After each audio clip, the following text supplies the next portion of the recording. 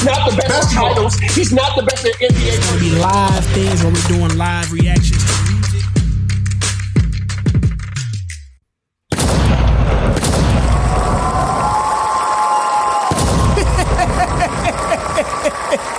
It's something, boy. I mean, it is literally a switch, man. Cat's eye, dog. How we feeling over there, G? You know what I'm saying? What we doing out here, dog? Yeah, Cash is alright, man. I can't complain. Yeah, man. Welcome to the Word of Klarity podcast, man. It's your boy Word with my boy Kenny G in the building, dog.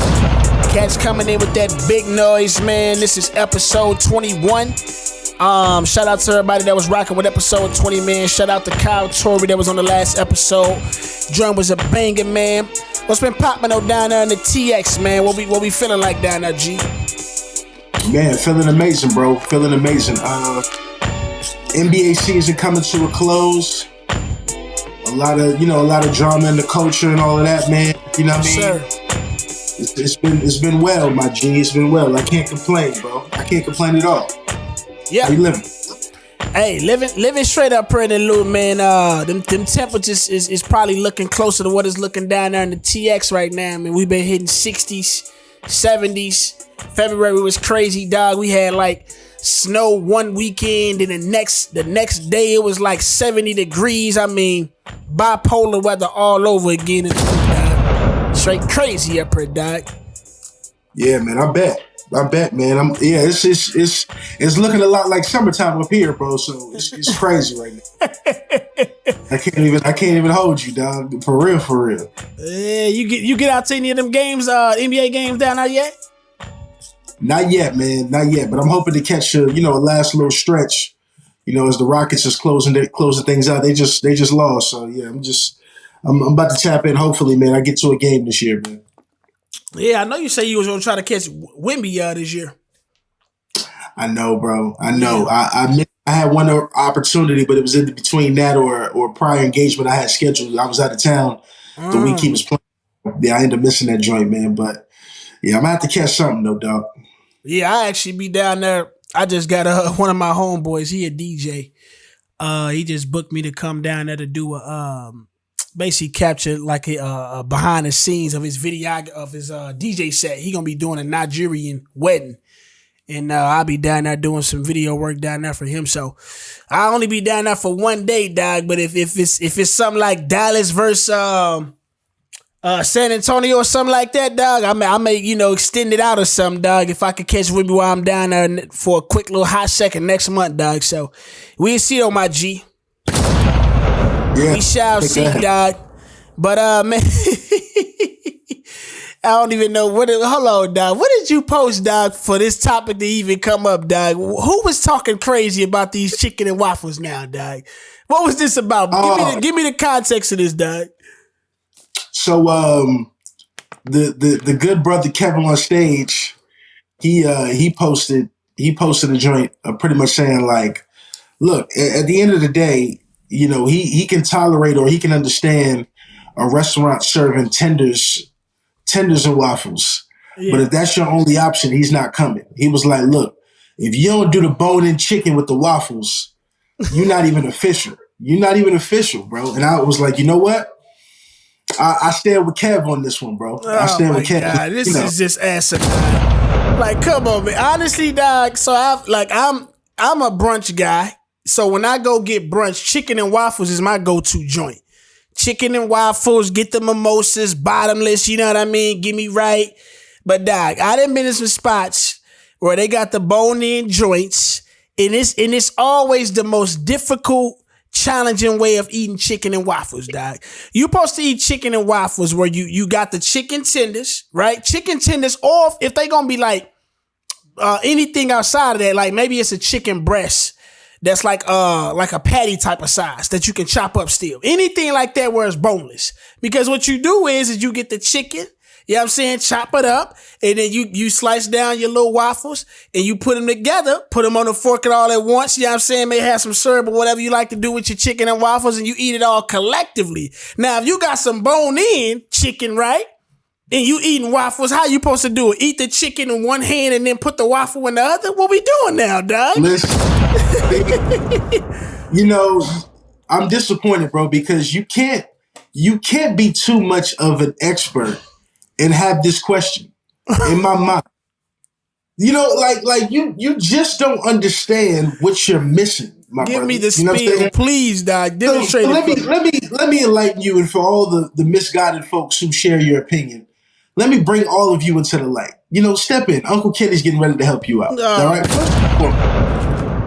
Hey, I got you, bro. I got you. Don't worry. Just sit back and relax, man. This is my time. I got you.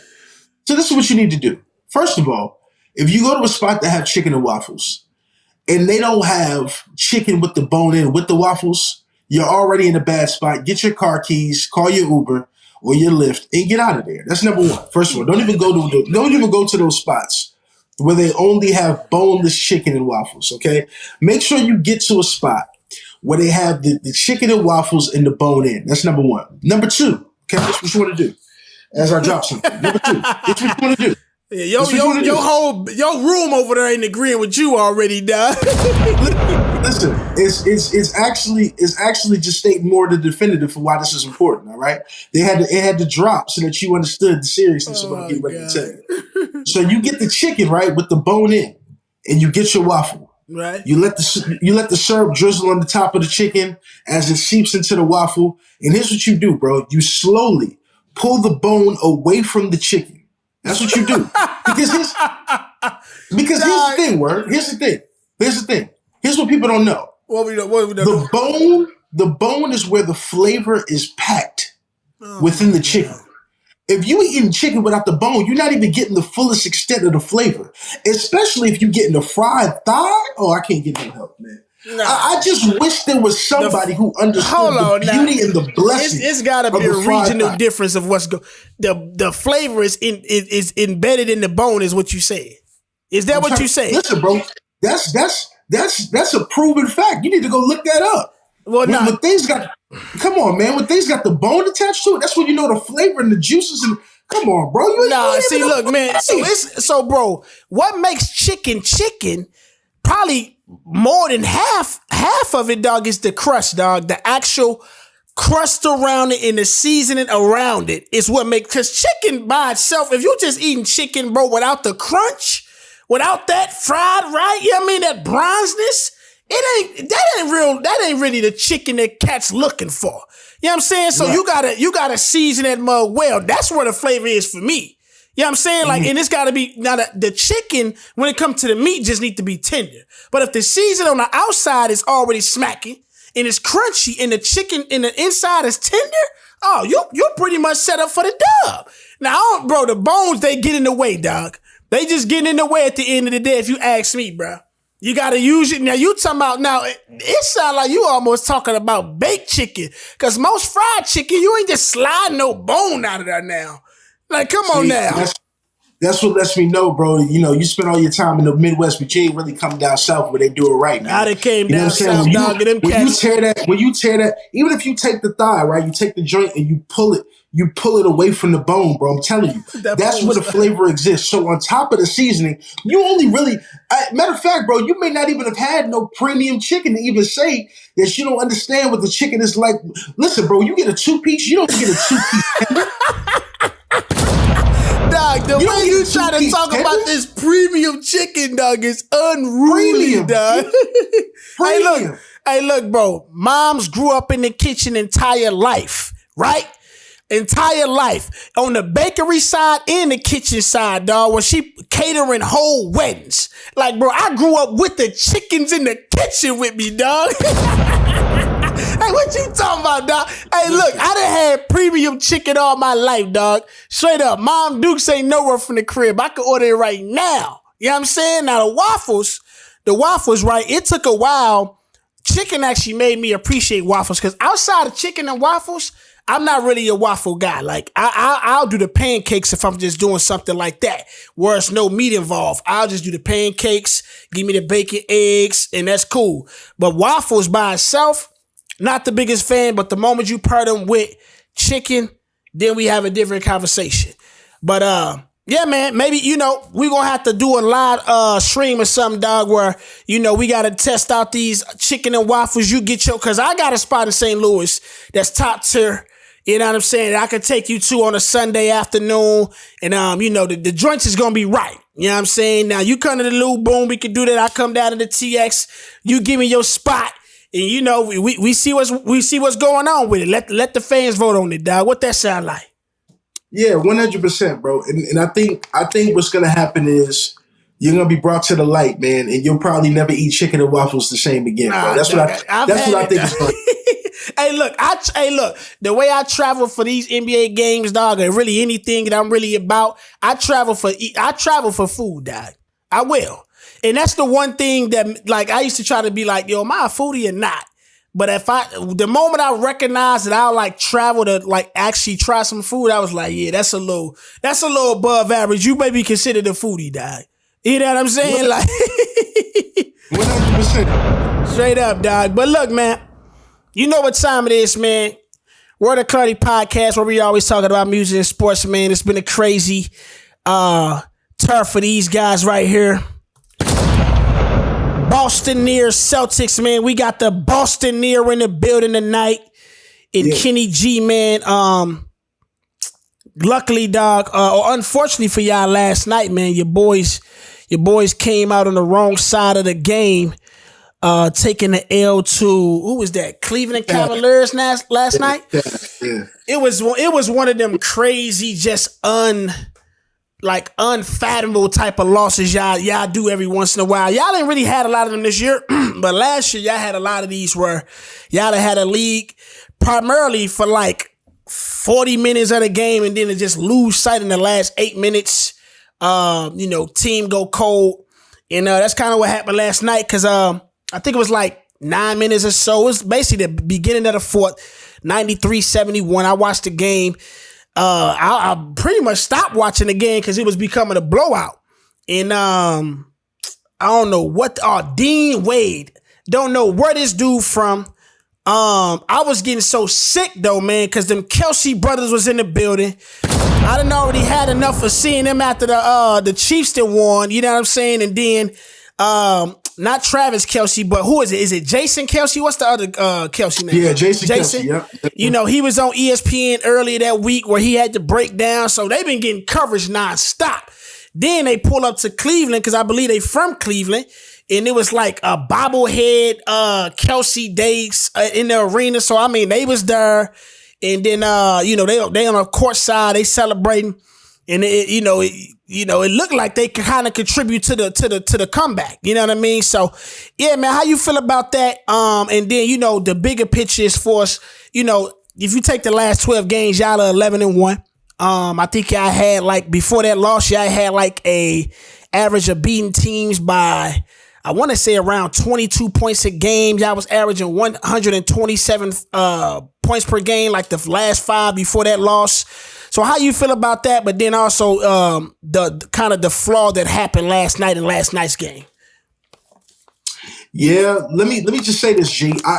What I've realized about being a Celtics fan is that, it's just like sitting in the same spot for too long.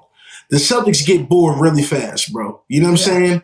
The season begins to wane, and all of a sudden they feel like, we're already dominating. Let's take our foot off the gas. And that's one thing I hate about being a Celtics fan because we've been privileged and spoiled within the last 7 or 8 seasons where we've put together a young roster that can really compete, or multifaceted rosters, I should say, with the brands of superstars and high level role players that have kept us at the top of the race. And so we get fortunate, we get up, we get excited, and then we get bored and complacent. And I feel like, a game in March where the playoffs are approaching, a Cavaliers team that's been doing their thing in their own right comes in. And we felt like, through 3/4 of the game or so that we had to sewn up and we took our foot off the gas. But this is typical Celtics fashion. It's the only thing that I'm actually worried about with this team. I think it's a non-starter in the sense of should I be worried come playoff time? Because we've been handling business, but I do think it's something that we need to watch out for because we get overly confident as a squad and it begins to show when we play certain competitions. So we'll get up, Cass will start celebrating, we'll start sitting rotations, and before you know it, we're having to claw our ways back. But I'm not concerned, man. I think this team looks good going into the playoffs, but we absolutely cannot get into that space where we begin reading our own press and feeling our own nonsense, and then mess around in the playoffs and we're in a dogfight with a Miami team that we should be beating pretty easily. I'm still upset about last year, man. I can't believe that. So cats keep trying to remind me per se, because I'm a Tatum fan, not because I'm a Boston fan, about the L that y'all took in the Eastern Conference Finals last year. But I'll keep on saying, if Tatum don't get hurt early in that game, I believe y'all come back after being down 0-3 and get that dub. Because y'all was at the crib. Game 7 at the crib. Y'all storming back, got the momentum 3-0. I mean, I believe y'all would have got that dub. But I got the stats right here of some of the impressive numbers y'all were doing on that 11-game streak win that y'all was on. So y'all was averaging beating teams by 22 points a game. That's 12 more than the next team during that stint, as far as like point differential. And y'all was shooting 54% from the field and 43% from the 3-point. And then it looked like y'all gonna win about 60 plus games. Playing phenomenal. I believe y'all are the first team to have 3 50-point blowouts in one season. You know what I mean? So with these like historical marks and milestones y'all hitting, like where would you kind of rank this Celtic team amongst all-time Celtic teams? When you look at the greats of the Celtics franchise. I'm gonna step out on a limb, G. I'm gonna say it like this, man. I think it's got to be said. This is probably the best team since the 2008 championship team. Yeah. It's the best one we've had. Period. And so here's what that means, though. With great power and things of that nature comes great responsibility. We gotta close, bro. We gotta close. And no longer can we continue the narrative of, Jason Tatum is young and Jaylen Brown is young and our stars are trying to figure it out. And, Brad Stevens as a coach who doesn't really have their ear, or Ime Udoka is a promising young coach that we're hoping, figures out his way. Or, we got Joe Mazzulla, but, he's really the apprentice of Ime. And so we don't really know if he's prepared to. No, now all the excuses are done. We got the right requisite pieces around Tatum and Brown and Drew Holiday and Porzingis, who has changed the complexion of our roster. Al Horford, wildly veteran. You know what I'm saying? So we have what we need. Derek White, who's been consistent, playing out of his mind come playoff time in big moments. Joe Mazzulla, who got another year under his belt, who I think is getting better and better at rotations and decision making and knowing his personnel. Yeah. So my thing is, if we don't run through the East and if we're not in the finals and we're not, essentially closing everybody out but Denver, this season is a failure. But this is the best constructed, best unified, strongest, and maybe even one of the toughest Celtic teams we've had, even more skilled Celtic teams we've had since 2008 for sure. So there's really no excuse. We don't get it done. I'm not gonna lie to you, bro. I might have to change my fandom to another squad, bro. And I've been rocking with the Celtics since I've been hold on. Now that sounds crazy. Hold on. What are you talking about? That sounds crazy. That's bro, this is that literally is what tests somebody to be a true fan or not. Oh, you gonna stick with your squad through thick and thin when stuff ain't going right, no matter what the shit look like. You gotta ride or die with him, dog. I sat through the paper bag years when Paul Pierce was the only star on that team. I sat through Antoine Walker and Paul Pierce. I sat through Dana Barrows and Tony Delk and Walter McCarty. I sat through all of them. I sat through the years when Sebastian Telfair was our point guard. I sat through all them years, bro, when we were trash. That don't look too good after you was talking about New York produced some of the greatest last. Nah, you can't clown Sebastian. You think he one of the greatest. But look, man, Listen, no. Hey, listen. Out of high school, he was one of the greatest. He was, but we talking about cats in the league, though, dog. But look, man, you can't bail You can't bail on. Yeah, you sat through all them years with, all that other stuff, those guys you just named, in those terrible years where Purse was just having great individual seasons and they really wasn't having no postseason success. But to jump ship, dog, in the midst of these guys going to what? Probably their 5th Eastern Conference Finals, 2nd Finals. Let's say they don't get the job done. Yeah, you can't just jump up out of there, dog. You got to stick through thick and thin. My thing is, no. Well, to me, last year I don't blame them because, again, even though I feel like they should have already handled that Miami squad, when Tatum goes down in Game 7, okay, I'm not too mad about that. But that finals we lose, unacceptable. Unacceptable, bro. We could have beat Golden State. We were up 2-1. Yeah, unacceptable. With a high level chance to go up 3-1. It's unacceptable, dog. We gotta close, bro. We gotta close. And so I'm sorry, word. And barring injury, we don't close, dog. Man, I might put on. You can't jump ship, dog. I can't have you. That's just crazy. I can't have you jumping ship, bro.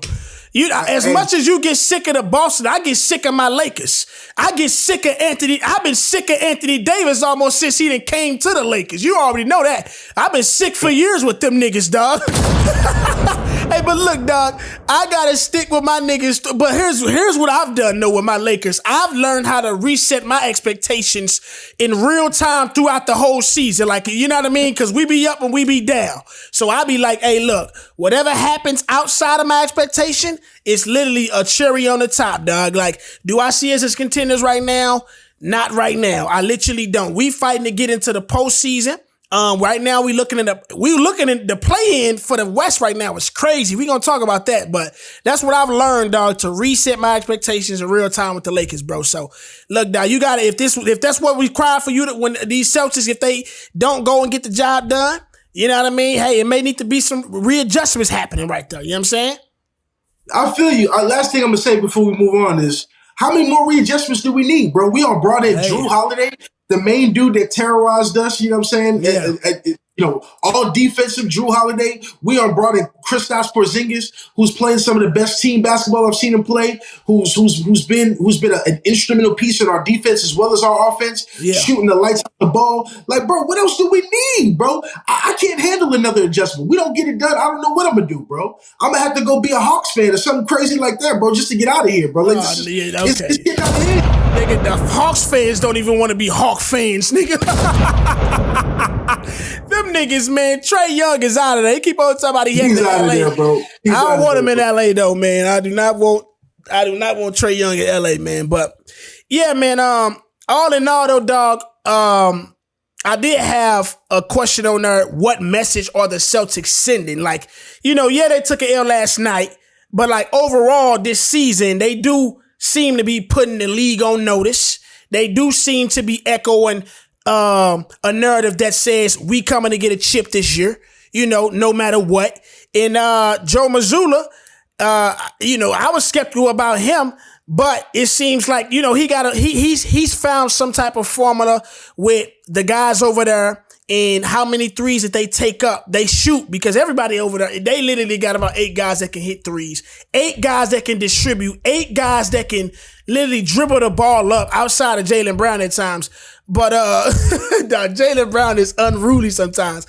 But with that type of talent, bro, he's conjured up a formula over there where, it's got them number one in the league. And it seems like they've been taking care of business throughout the entirety of the season. And it seems like, this is the year they're going to do it. They're the favorites that I got coming out of the East, and also beating Denver in 6 is what I'm looking for in the finals. So I believe that they definitely sending a message to the league saying, hey, this is our year. We don't care who the defending champs are, and we're the best team in the league. You know what I'm saying? So we shall see, Doc. We shall see, man. In other news, though, man, we slide to the West. You know what I'm saying? Where your boy was breaking records. It seems like he's going to be breaking records every game now. The nigga done got 40,000 points, which is just nuts. This wasn't even on the board, but I did see a picture where they was like, what's more impressive, Wilt's 100-point game or LeBron's 40,000 all-time career points? What you think? answer it two ways. Which one is more impressive? Which one is less likely to be broken? What you think? Less likely to be broken. LeBron's 40,000. Wow, look, that's not an easy pick though. That's almost a pick 'em for me. It almost is. Yeah, you know what I'm saying? Yeah. I just think LeBron's 40,000 is such a phenomenal, like 40,000 points is insane. It's insane.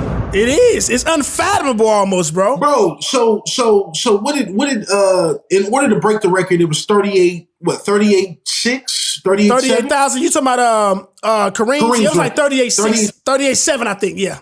38.7 breaks the record essentially. Yeah. Bro, 38.7 lasted for 40 years. Nuts. So how long do you think 40,000 is going to last? And here's the thing. LeBron is clearly on crack because the dude wants to continue playing. By the time he's done, it may be 44,000. By the time he's done playing, 45,000, something crazy like that. Yeah. So yeah, bro, the record is almost unbreakable. So yeah, if Kareem's lasted 40 years, LeBron's could last 60 or 70 years, bro, before that mug is broken, right? So that's number one. More impressive game. Yeah. I'm going to say Wilt 100. I'm going to say Wilt 100. Wow. Yeah. I'm going to say Wilt 100 because, bro, I don't care if you are playing against middle schoolers, bro. 100 points. 100 points is 100 damn points, bro. I don't care what we're talking about. It's hard to score 100 points in the league. It's hard to score 100 points with a nigga on NBA 2K, baby. Cass was in the Jordan Challenge and couldn't get 100 points on rookie. Right. Let alone somebody do it in real life. And I know it was, the 60s, I believe. But still, bro, 100 points is 100 points. And so if we're talking about more impressive, I mean, Kobe's 81 came with blood, sweat, and tears. Damian Lillard's 73, bro, came with being scorching hot, and even he couldn't finish. Yeah. So 100 points it's unheard of, dude. I got to hear your take, but that's where I stand with it for both of those, bro. Yeah, I think my answer is the same for both of them, meaning like, LeBron's 40K is less likely to be broken. And then also, what's more impressive is LeBron's 40,000. Less likely because, like you said, man, I believe this is going to go into the 45,000 range when it's all said and done. Because we got 20 games left. He can get another 100. He probably get another 300-400 points in this season.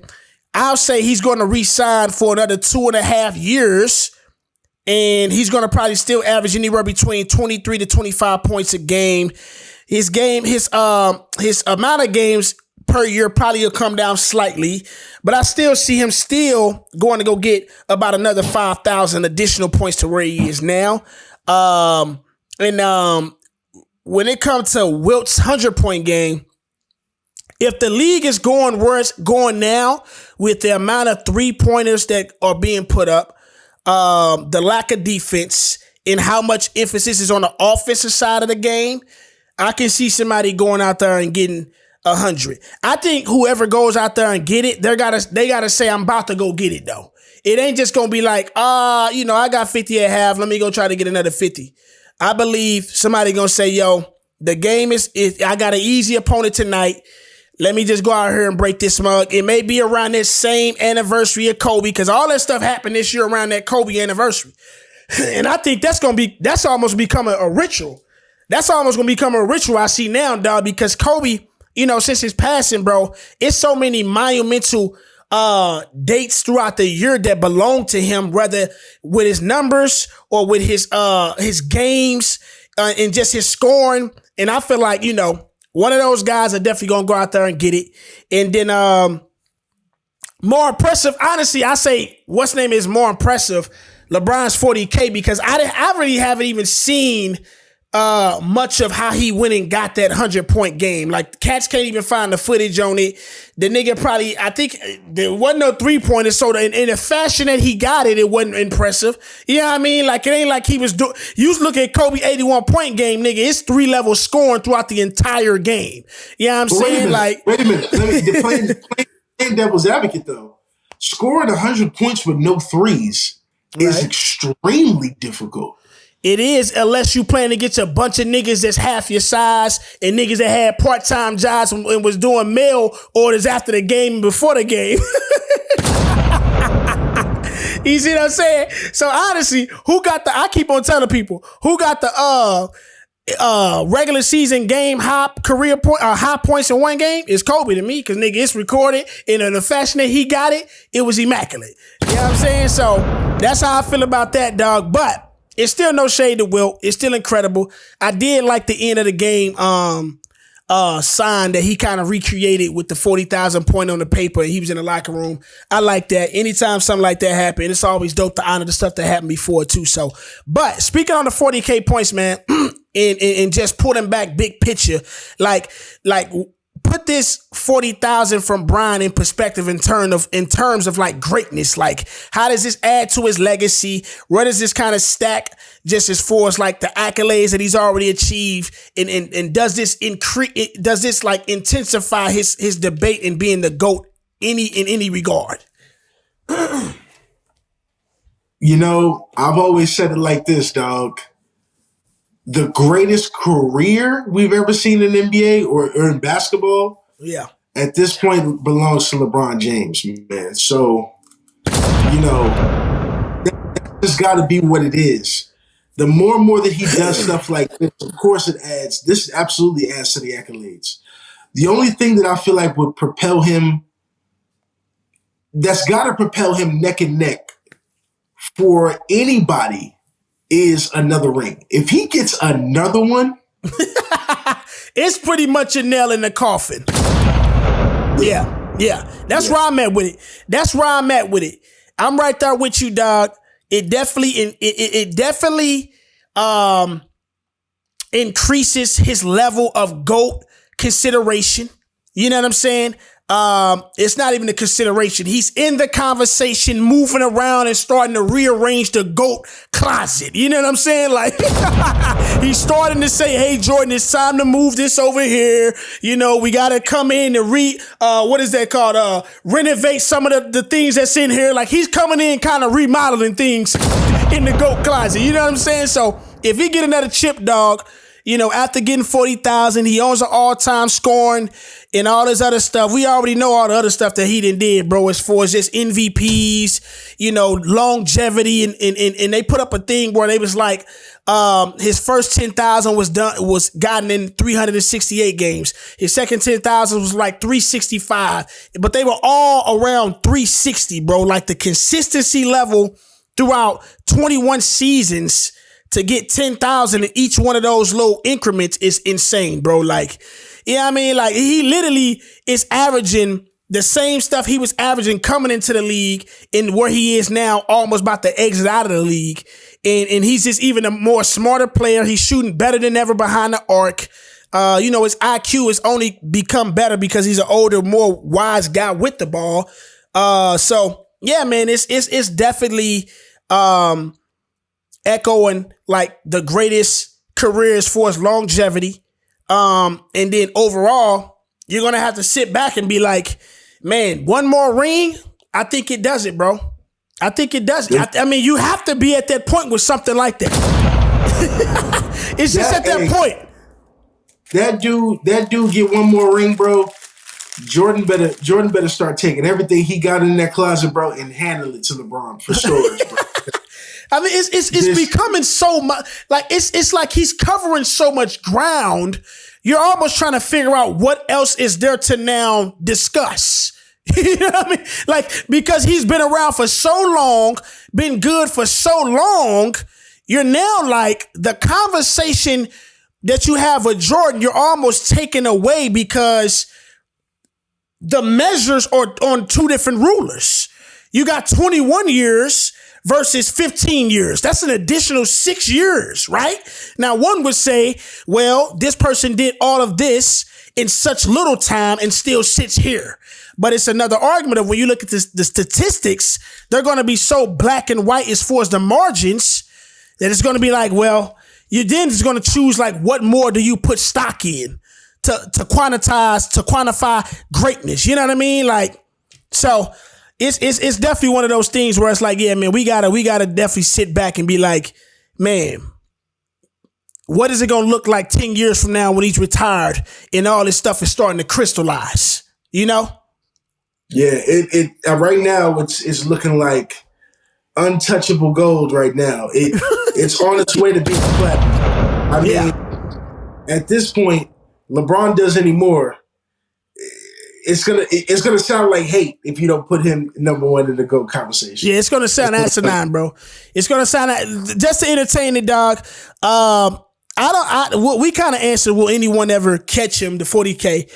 But I was looking at Brian Windhorst podcast, and they were just, kind of just having a little fun conversation around like, who do we think actively or anybody of the younger generation would be able to at least get in that 30,000 ball club. You know what I mean? So they was tossing around, Kevin Durant, I believe he's ninth on the list right now. And he's sitting at around, I believe, 28,000 around there. And then the only other person above 25,000 that's active is Steph Curry? It's his other teammates, James Harden and Russell Westbrook. They're the only other two guys that's over 25,000 outside of Kevin Durant. Which I think James Harden has a great chance. Russ will be fighting nail and teeth to get there. But it's incredible that this nigga's even at 25,000. But that nigga had, both of them niggas went ballistic in those years. They were just running it by themselves. Ballistic, bro. But Steph Curry, he had 23,000. And then Dame is at like 20,000. I don't think Dame will get there. I can see Curry getting there though. Yeah, Curry will get there just because of how great of a shooter he is. Yeah. Curry's going to play a long time. And even when he's past being Steph Curry, because he shoots the ball so well, he'll be, if he's not Steph Curry, he'll be who I'm trying to think of a great shooter. JJ Redick in his prime. Like that's JJ Redick's prime is Steph Curry's ceiling. Stephen Curry, bro, he can be. It's Steph Curry's floor. Sorry. Right. JJ Stephen Curry is Steph Curry's floor. Yeah. Yeah. Stephen Curry, bro, in his latter years where he's not the guy no more, can just pretty much be Ray Allen in Miami. You know what I'm saying? Like, but on steroids. Like, bro, he may be even more dangerous. Like, he is more dangerous. My God. Yeah, bro. Because he can dribble. I'm saying in that role, like in that role where he's just literally going out there, like I can see him, bro, going out there getting like 9 threes in 9 minutes, like something crazy like that in that role, because obviously they'll have other 1 or 2 options that'll be taking, you'll think, most of the double teams and all the attention, and he's just sitting in the corner. Oh my God, that's nuts. He already moves without the ball better than anybody in the history. So, yeah, man. But the younger guys they threw out there were like Luka. I think they actually said Luka may be the only guy that can go catch Bron. But it's the way they broke it down. He got to do something. Everybody got to do something crazy. Like off the back, if you didn't come in just averaging like 30, like Jordan and like some of them other niggas, dog, you gotta like average like 35, like 15 years straight or something like that, bro. Something crazy.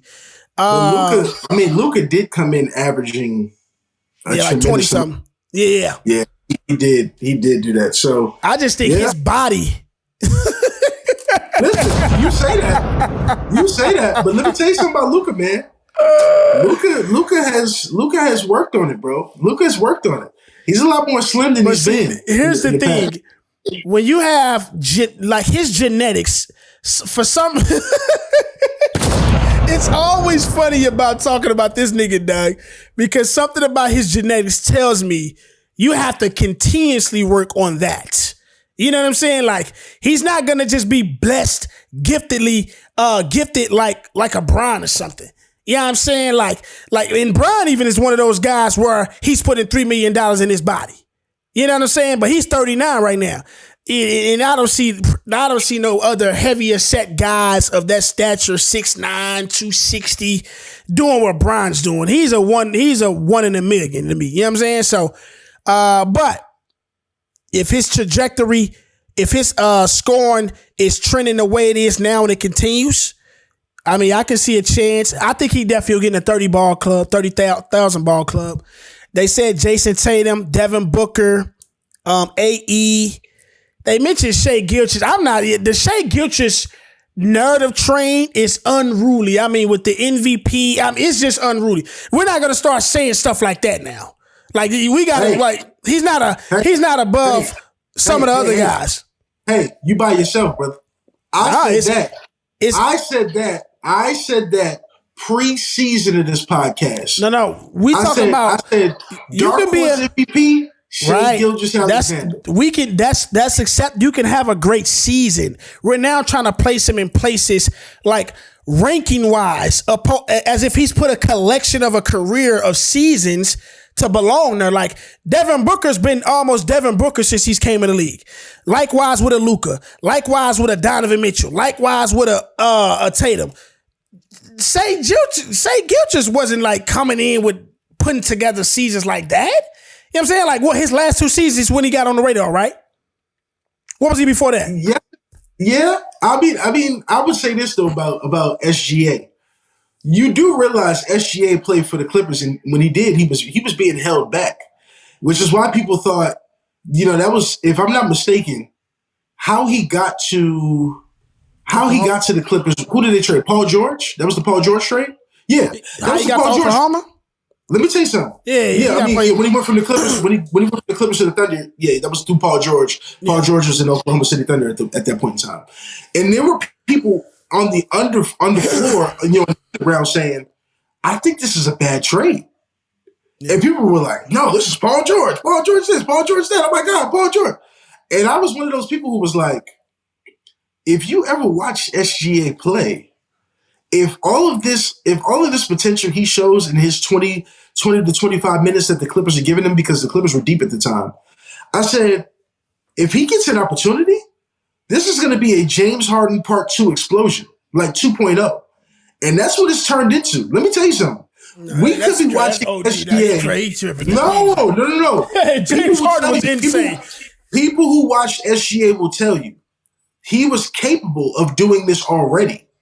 Now, did he get the league is all about opportunity. There are so many guys in the league that if given the opportunity and the green light could average 20 to 25 points, but that may not be the role, or there may be people who are more mature in that role, or more veterans, or have a better skill set, etc. But like, I think, okay, perfect example, Word. I won't go too far because I know we're trying to do this right. But the perfect example would be a Cam Thomas in Brooklyn. If Cam Thomas was given a green light for his own team, Cam Thomas would be a bona fide all-star every year. I don't know what the situation is and why they won't play him, but every time they do play him, he gives people 30 and 40 every time. Now, maybe it's his attitude. Maybe he's not mature. I don't know. It probably is some locker room stuff with him. But on the court, if we're just talking basketball, he can average 30 on almost any NBA team in the league right now, and that's not a fluke. Dude is nice.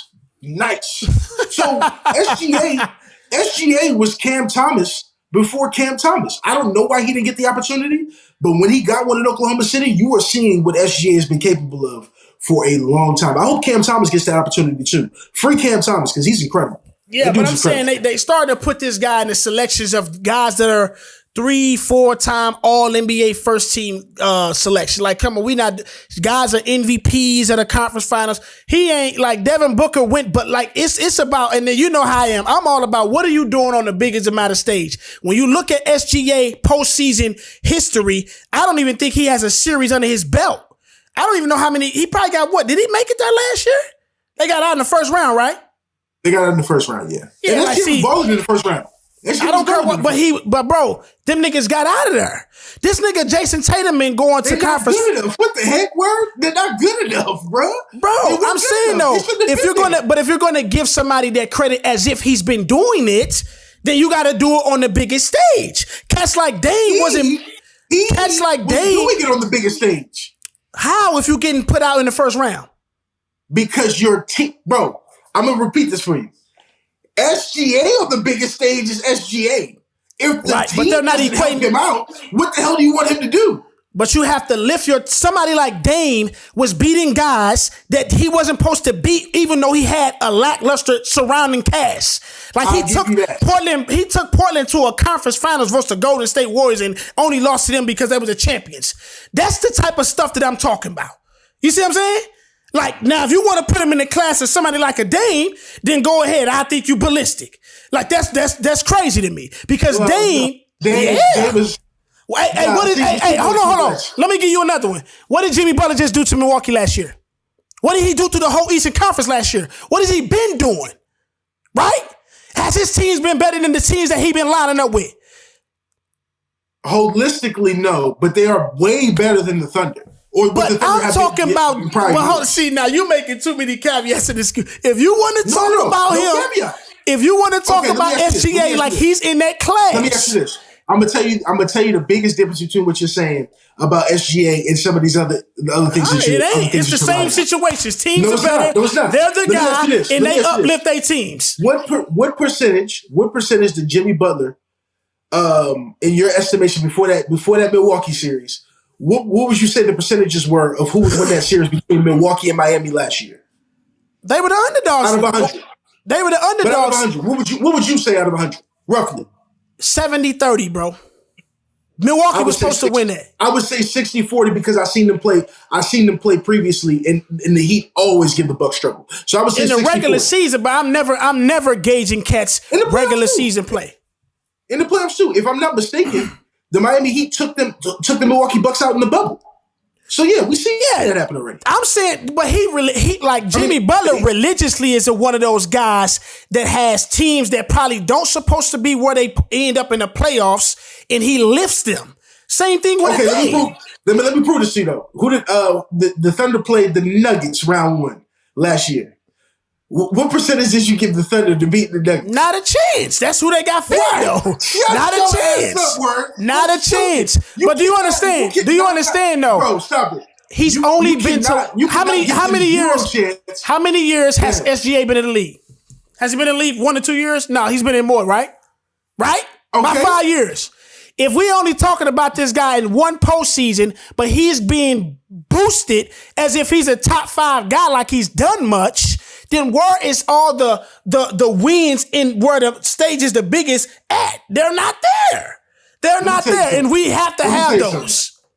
Let me tell you something. Hey, because look, what is Luke? Hey, let's take your guy. What has Lucas done? Has he went up against my guy? Is crazy. Oh yeah, you know that's your guy. Because anytime I ride for Luca, it's gonna definitely be 100, and it's gonna hit with you because you love him. Because he's went up against guys where he's not been the best, had the best team, and he's taken out the opponents.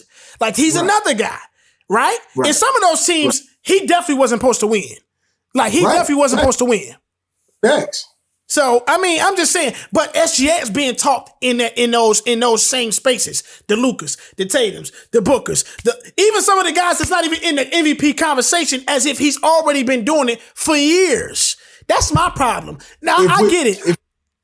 I get it. Sometimes when you sometimes when you in a market like he is, it's a train where you want to see that type of story because it's an entertainment business. That story is great. It is. Like SGA being one of those guys that got traded and now this is something that's turning around like that is better than the Clippers after PG got traded and everybody was on that. Like, this is a good story. And it looks good. It looks good for NBA basketball. So I get it. But to talk about him like he's been doing it, it's crazy. That's crazy. Well, but you're so here's the thing. And then we gotta move on. But you're acting like we're talking about team performance. And what I'm saying to you is this. I said this to Devin Booker, and you were screaming to me, "Oh, but Devin Booker ain't did this and he ain't done it." I said, "Listen, I don't know what you expect him to do in Phoenix when the next best player is a dude they found in the YMCA who looked in shape and put him next to Devin Booker in the backcourt. I don't know what you expect him to do." But Devin Booker is Devin Booker, regardless if the Suns are winning and making deep playoff runs or not. And this is before the bubble. We had that conversation, right. And then he did what he did in the bubble, and then the next year they went to the finals. And now the narrative is now erased because of what they did. And what I'm trying to tell you is this: when players perform and they show up, big stage, small stage, mid stage, just because your team isn't formidable against some of the better teams doesn't mean that you, as an individual player, do not deserve the accolades and the passion and the fanfare that you've been getting. Because my thing is this: SGA has not had the team success of some of those other guys. But let me tell you something right now. He's never shied away from the moment, and when he played against Denver, he was SGA. They had to find a way to stop him. The Nuggets didn't have no easy time with SGA. He was doing what he wanted to do, and he was being SGA in the playoffs on the biggest stage. Now his team on his biggest stage, get him out of here. Get him out of here. But not SGA. Not SGA. But SGA didn't have no problems. All I'm saying, like, guys, like, bro, and here's the thing, bro. It's only because he's only, like, I religiously pick guys that be on squads that don't necessarily have the greatest surroundings. Russell Westbrook, bro, he had seasons where he wasn't playing with nobody, and he was lifting them squads to where they were supposed to be at. But the thing is, he had already had a resume at either going to a finals, being dominant for years. So he belonged in that conversation, right? As a top point guard, top. Let me ask you this. With your own logic. You ready for this? Yeah, what's up? Who's the number one seed in the Western Conference? Right now? Yeah. Ain't it a tie between OKC and Timberwolves? Word. What was the team you said? OKC and the Timberwolves, yeah. Okay. He's literally got this team as the number one seed. Right. This team does not deserve to be the number one seed, word. This team is not good enough to be the number one seed. No, you lying there. Come on, they got a squad over there now. You talking as if like, yeah. Hey, name 5 players off the Thunder real quick. Don't Google it. Name 5 players. Why would I be Googling on here, bro? They got SGA. They got Dort. No, not name SGA. Give me 5 players. You gotta let me include. This is crazy now. No, because they got SGA. They got Dort. They got Chet Holmgren. They got the two Williams brothers. Yeah. Oh, what's their names? They both from Williams. Yeah. That's fine. You don't know. Exactly. That's what I'm trying to tell you. You don't got no squad, boys. Stop playing. Hey, that's fine, bro. They ain't got no squad. That's fine, bro. He got a squad, bro. He got a squad, bro. And the thing is, a lot of times the West, boys, man. Nah, but look, the West is a lot of the teams in the West, dog. It's been mad injuries to a lot of them squads over there, dog. But that's actually the next conversation, though. It'll go right into it, dog. Western Conference tension, man. Let me pull up these exact standings so we can really take a look at where all these teams is sitting at, man. Because the reason I named it that, dog, because if you look at the play-in right now, dog, the play-in look like it's gonna be the best part of the postseason this year, bro. Like in the West, at least. The West right now.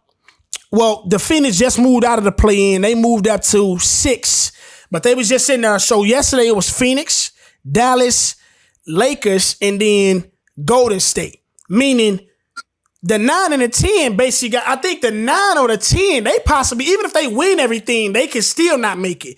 But if you're in the 8 seed, you only got to win once. But if you lose that first one, you gotta basically win on out.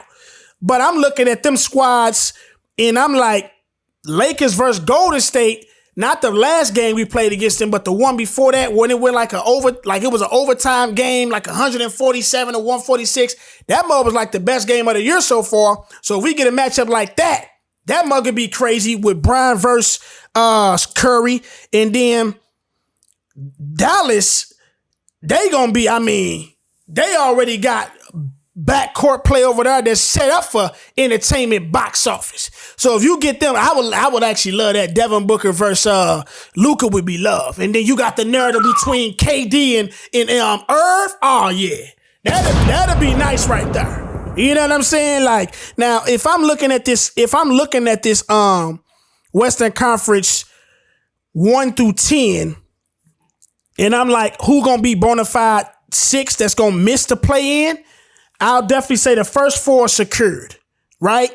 Timberwolves at 1, OKC at 2, Denver at 3, Clippers at 4. Them are locked. I don't see them moving around no more.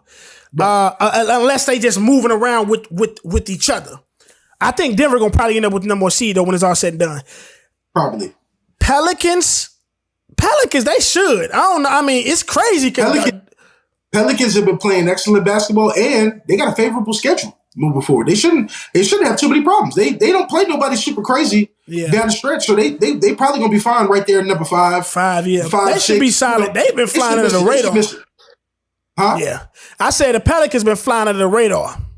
They have, and they've been playing really good basketball. Nobody's been going extra crazy in them, but they've been all solid. Also, let me just say this: 2 names off that Pelican squad that people need to watch out for. They're not national names, but they're really good players. Herb Jones, who's an all defensive type of dude, and he's learning how to shoot the 3 now at a high clip. That dude, if he doesn't make first team all defense, he's an under the radar dude, but I've never seen anybody. I called him this generation's Tony Allen, and I stand behind that. You watch him play defense. Right. There's been multiple articles.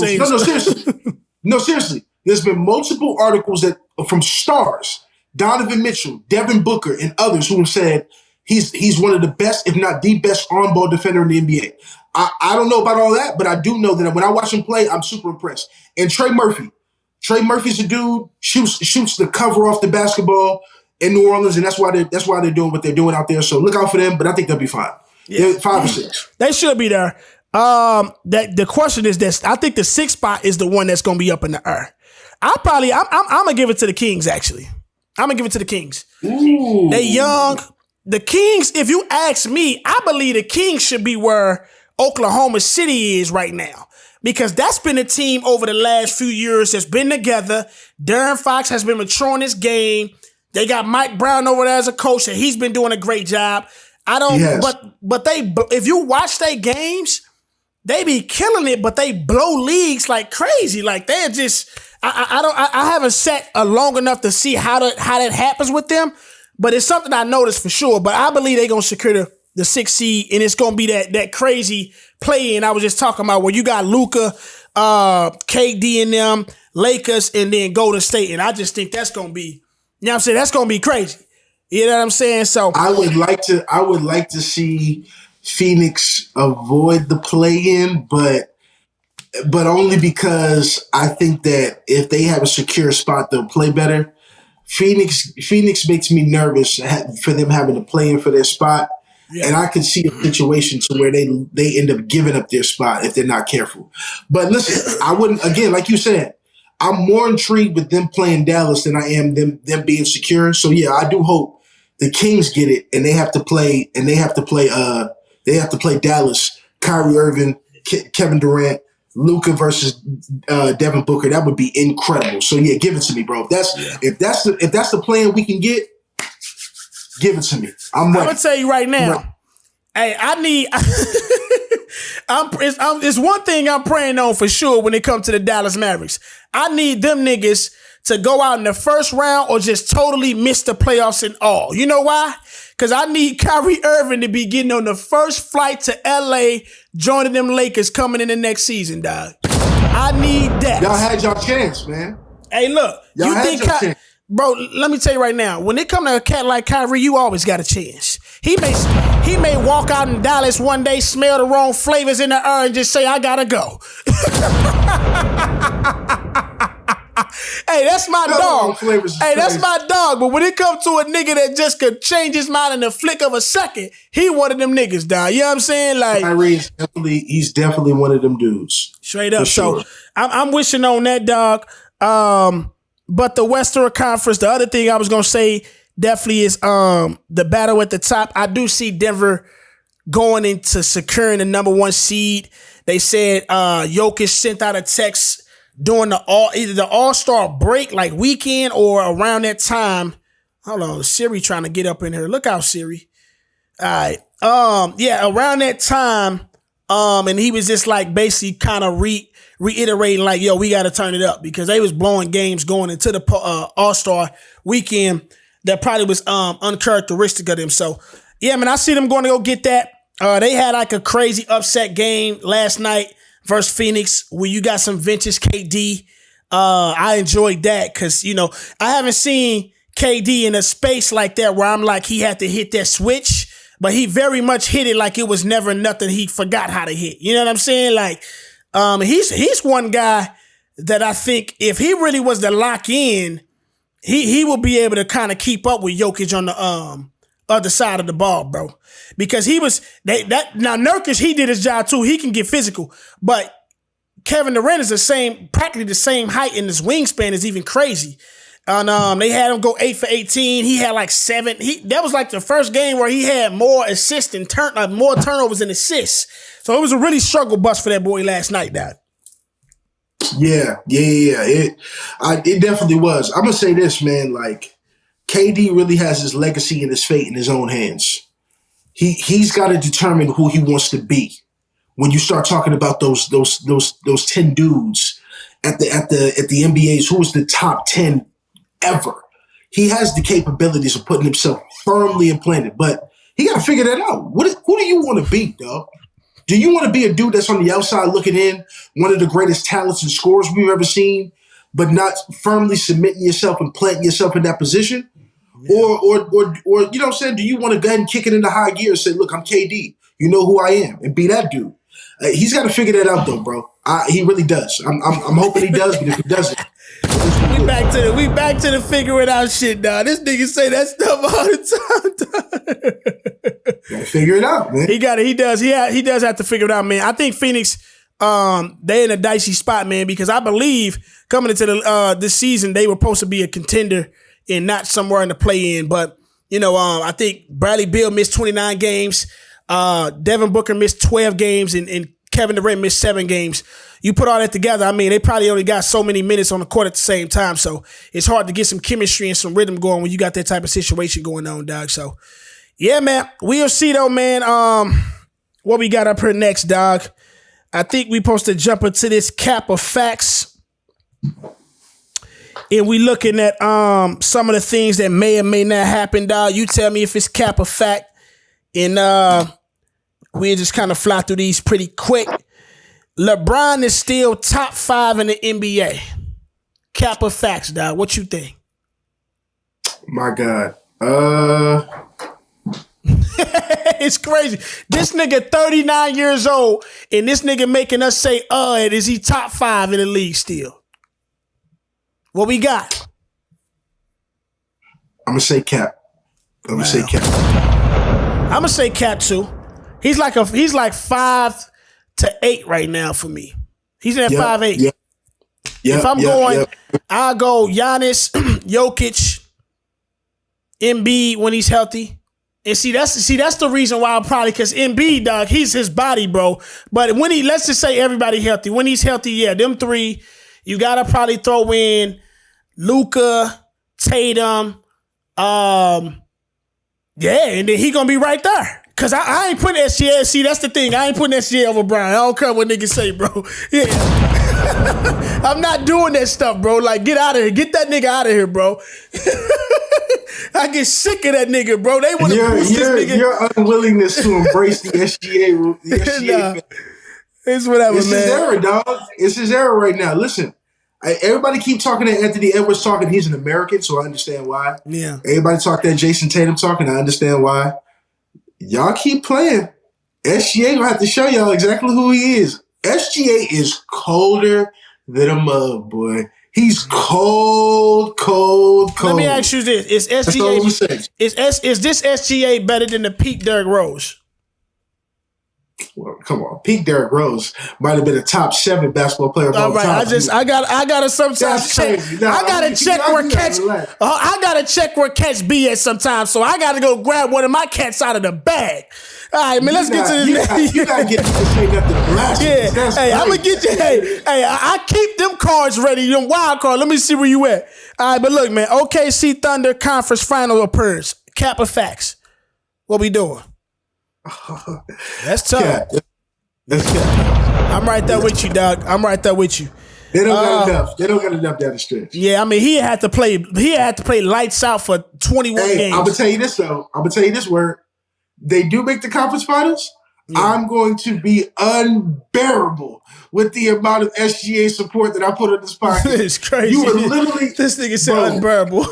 unbearable, dog. You were gonna be like, dog, I don't want to do no more episodes. It's all you finding a way to talk about SGA. That's how much of a support that dude. Hey, let me tell you this right now. The one talking about he got to show it. He go to the Western Conference Finals. Oh yeah. Let me tell you this right now. If they line us up with them in the first round, my Lakers, we taking y'all out. We've been spanking them all year, and they don't want to see. We know how to. Y'all get them out of there. You better make sure Denver not in that top spot though. You don't want them first round. We ain't trying to see them first round. Now Denver, they got our number. They got a lot of niggas' numbers. Stand clear. Wemby gets Defensive Player of the Year. Cap or facts? He could win it, but he won't. That's cap. That's cap. Yeah. Here we go. Jokic wins his third MVP. Cap or facts? Facts. Jokic definitely gets his third MVP without a question. Only person that was stopping that was Embiid this year. Here we go. Yeah, see, this is why I'm so fired up because this is one. I made this one specially for you right here. SGA is better than Dame. Cap or facts? I'm ready to pull out the Oreo sleeves on this one. What we doing? Yeah, I'm ready to see this nigga bug out. Go ahead and crash out on this stuff, nigga. Wait. Overall, no. This year, facts. This year, I'm calling cap. It's the only reason why is because of the situation that Dame is in. Right? New squad. The moment that nigga Giannis sat down, this nigga hit that team with a 41-piece easy. You know, we got to remind cats, man, when you in different teams, you know, it's different responsibilities. Man, if you put, it's practically what Dame has been in when he was in Portland, but it's probably even worse. If you put Dame in OKC, man, that nigga probably averaged 40 over there, man. But yeah, I gotta say it's cap for sure, man. Cap for sure, man. But that'll close out the cap of facts, man. You know, it's the Word of Klarity podcast, man, where we always talking about music and sports. These last two shouldn't take that long, dog. It's been some new music dropping from the female community in rap, man. Cardi B.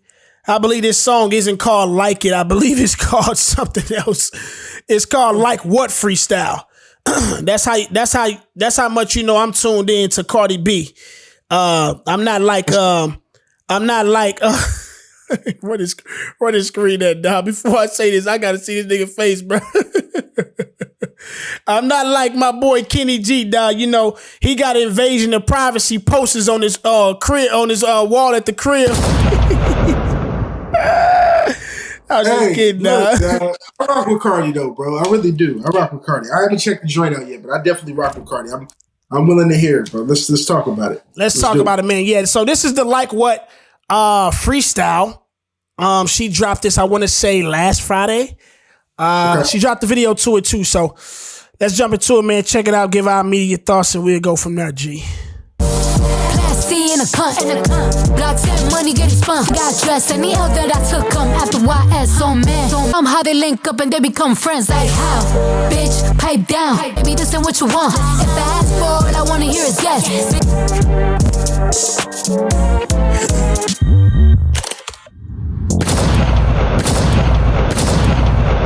Yeah, buddy. That's Like What by none other than Cardi B.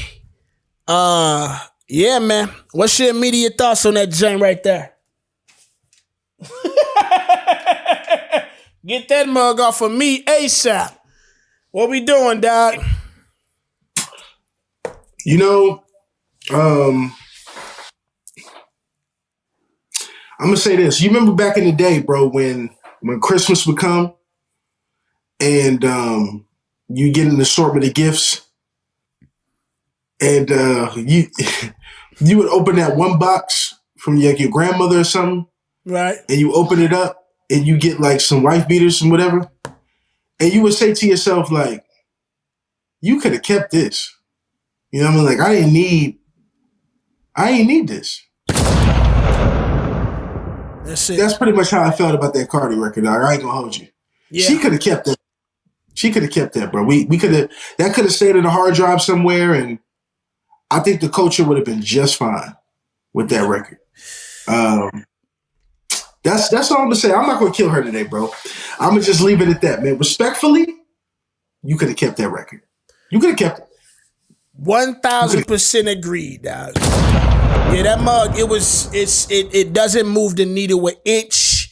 It doesn't move the needle with centimeter. It's just like shooting in the air and nothing is getting ricocheted, returning fire, nothing. I mean, it's just like, I guess it feels like her and her team was just like, I guess we'll do this since we just haven't done nothing in a while. Right. Even the video, like that mug, I mean, it ain't even, it ain't nothing for us to even want to say, let's go watch the video to this mug too. But yeah, man, I don't know. Cardi's been in a space that's just been unknown and a little bit confusing on what she's trying to do with her career. I felt like she had layups to easily just drop a second album when she dropped, these Lucy records and never followed it up with a project, whether that was WAP or Up. I didn't like the other records she did, Bongos with Megan Thee Stallion. But yeah, I don't know, man. This record definitely unnecessary. Doesn't move the needle. When I'm observing the music, like when I'm actually listening to the music, it's nothing I would ever just go and turn on. Bro, your face. Yeah, it's nothing I would go and turn on though, dog. And I'm not sure, kind of what she want to do with this, because it's not like a single. It's not, it's not anything I think you really want to push to say, hey, an album is coming. You know what I mean? Like it doesn't have that feel behind it or momentum. So, yeah. Yeah. Just kind of wipe your hands and move on to it, huh? Yeah, that's where you at. All right, let's get out of here before we get to slaughtering her, man. Don't take much time for us to do that to anybody. That was really a nice reaction, honestly. Real talk. Prime or not, man, we gonna run through real time. Hey, that was a nice reaction, no kissy, dog. Prime or not, Rappers Edition, dog. We gonna run through about 5 different names. Hopefully it's not any names I said before. First up though, man, we got 21 Savage, Prime or not. He still in his prime? Nah, 21 is definitely in his prime. 21 is in a twilight right now. 21 is literally doing everything possible that you would want an artist in his position to do. Yeah. That project is nice. Still got some good replay value. Taking advantage of the stardom and his features with Drake. I love what 21 is doing. I think 21 is absolutely in his prime. If you ask me, I'm rolling 100%. Yep. Yes, sir. Yeah, 21 definitely is in his prime. He's probably in his peak right now, if you ask me. He's in that white hot space is what they call it. He can't do no wrong. Still got the best album in the rap category for me this year. I got to get to Schoolboy Q's. Been hearing about a lot about that, but what I've heard so far, yeah, he's definitely got it. So definitely still in his prime, dog. Next up, dog, I think this is a good one because his career is pretty. He's been around for some time. He's done a lot, and he's still doing a lot. None other than Chicago's finest, Lil Durk. Prime or not, what we doing? Is he still in his prime? Yeah. I mean, I don't see why he wouldn't be. I think I would like some different decisions from Durk, but look, as far as I'm concerned, Durk's definitely in that space as well, where people who know Durk and rock with Durk and appreciate his music, coming off the Red Hot J. Cole record and stuff like that. Yeah, I'm rolling. Dirk is absolutely in his prime. I'm looking for even more from Dirk to continue to ascend. Dirk is on tour with 2 of the biggest artists of all time. I'm rolling. Yeah, let's do it. I'm rolling too, dog. Yeah, Dirk is definitely in his prime, dog. I mean, you get an accolade like the Grammys. A cat like him probably never supposed to be at the Grammys. So something like that, dog, like you said, on the tour with 2 of the biggest artists in the world. And that All My Life song was great. The album, Dirk don't really make a lot of bad albums either. So, I would say he's definitely still in his prime. He's one of those guys that moves with the time pretty swiftly. And he's representative of such a huge space in hip hop with just, being a street rapper and just talking that stuff from the trenches. So definitely give him the nod too, dog. Next up, dog, This is I'm not sure if this is a good one. It's probably hard to gauge. That's why I threw him in here. But we're going to go with Compton, man. Kendrick Lamar, Mr. Morale, and the Big Steppers is his last effort. Prime or not, is Kendrick Lamar in his prime still? What we think? It's weird, man. Kendrick Lamar is in a very different space than he's been, but I have no reason to believe that he's not still somewhat in his prime, even if he's at the tail end of it. So yeah, I'm gonna say Kendrick is in his prime too, bro. That may be an unpopular opinion. I don't know. But when I think about Kendrick Lamar, bro, when I think about the spaces he occupies, I think about what he still means to the culture. I think about, even though his last project wasn't received in its critical acclaim nature like the other ones previously, I still think Kendrick has a lot to offer to the game and isn't washed up by any means. So I'm going to say, yeah, Kendrick is in his prime. Got it. I'm going to say he's out of his prime. It more so has to do with the space around him rather than him. I think because the lack of activity and where music is moving, I feel like it's moving further away from him. I feel the era that we're in and where it's going appreciates different things than what he offers. So if you're somebody that's great on his scale that he came out in, I believe he'll still hit all those marks. But because the scale and the ruler is changing and what's being measured, and you know how active and amount of music you need to put out, the amount of things that come along with putting out music in this era, I think that'll be the things that'll say he's being out of his prime, because how he does music, how he's packaging, how he moves is just not aligning with where he is and where it's going. You know what I'm saying? So that'll affect his impact when he drops. That'll affect his numbers. That'll affect all that type of stuff to say he's still in his prime or he's not. So that's what I say about that, man. But I always still appreciate Kendrick, always a check for him. But I think like I said, I think he's grown into an acquired taste now for most. Who else we got, dog? This is a good one. My boy, my cat. We don't spend enough time talking about this cat on this podcast. I got to do a better job at that. But Pluto, man, Future, prime or not? Is he still in his prime? What we doing? Yeah, what's crazy is you would think a dude like Future, who always seems to have his hand on the pulse, you know, has had an extended prime. But I think finally we're in a space where, though people are still checking for Future, though Future is still, relevant, I don't believe Future is in his prime anymore. So I would say he's out of his prime, but that doesn't mean he cold out here or anything like that. He just isn't prime Future that we've become accustomed to. I don't necessarily see Future in his prime. I don't necessarily see people with the same level of anticipation toward Future, even though Future is still delivering at a high level. I just don't believe it's prime Future anymore. Yeah. Yeah, I think it's really, it's a difficult one.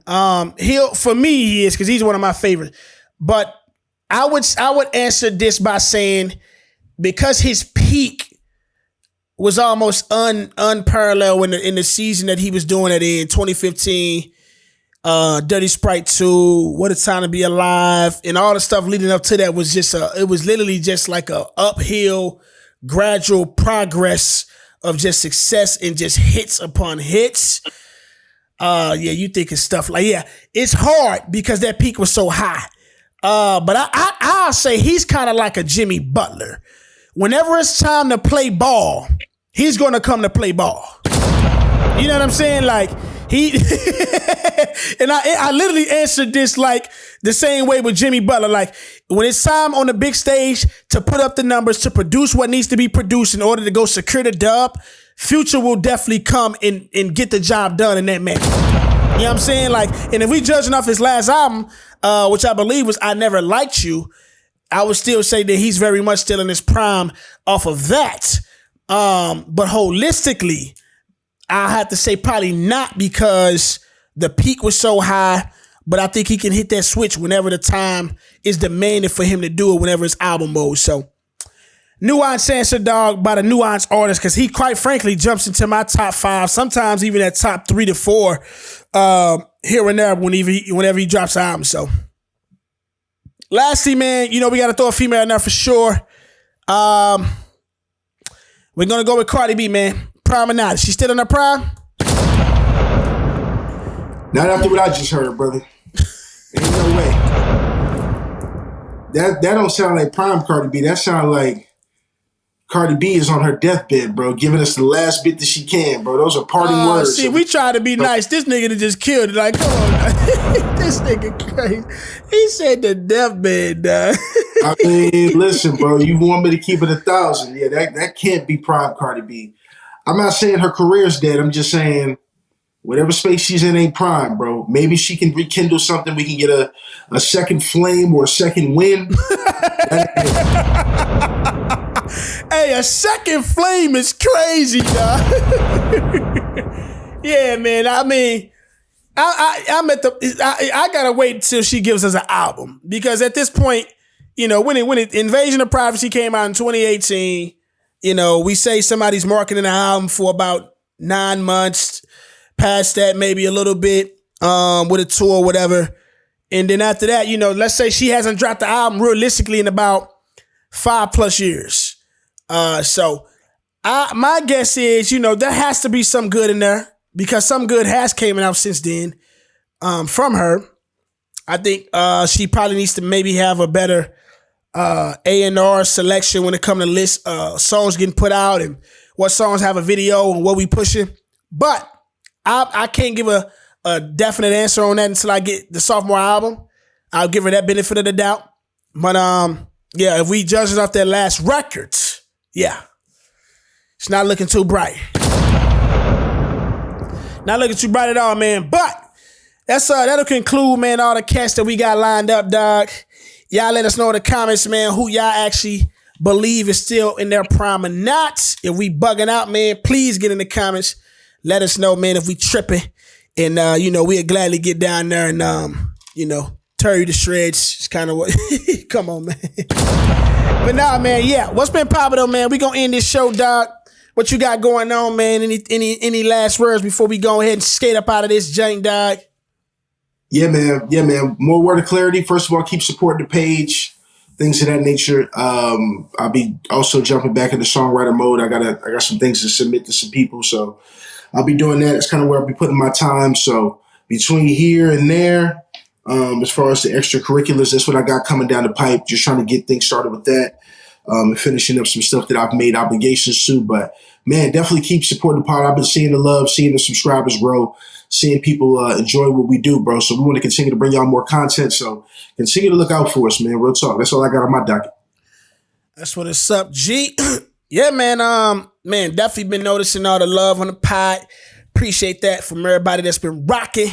You know what I'm saying? Whether it was YouTube, TikTok, Instagram, DSPs, it's for Spotify, Apple Podcasts, all the above, man. Appreciate the love. Not too much rocking with me, man, outside of just working constantly, dog. More episodes on the way. Damage Control. We are in the middle of securing Damage Control. We're in the middle of securing the next guest for that. So look out for that. The other podcast, if you're unaware of. Check Damage Control podcast out by your boy Word and Tina Carter Show. And yeah, man, music on the way. Music on the way, man. I've been enjoying 2024 thus far.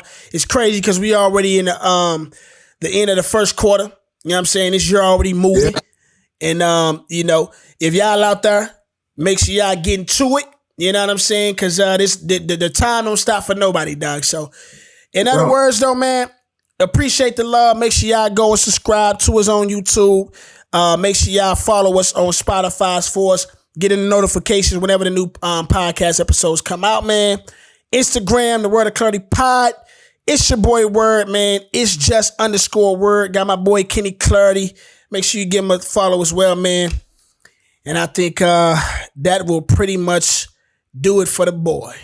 Chee!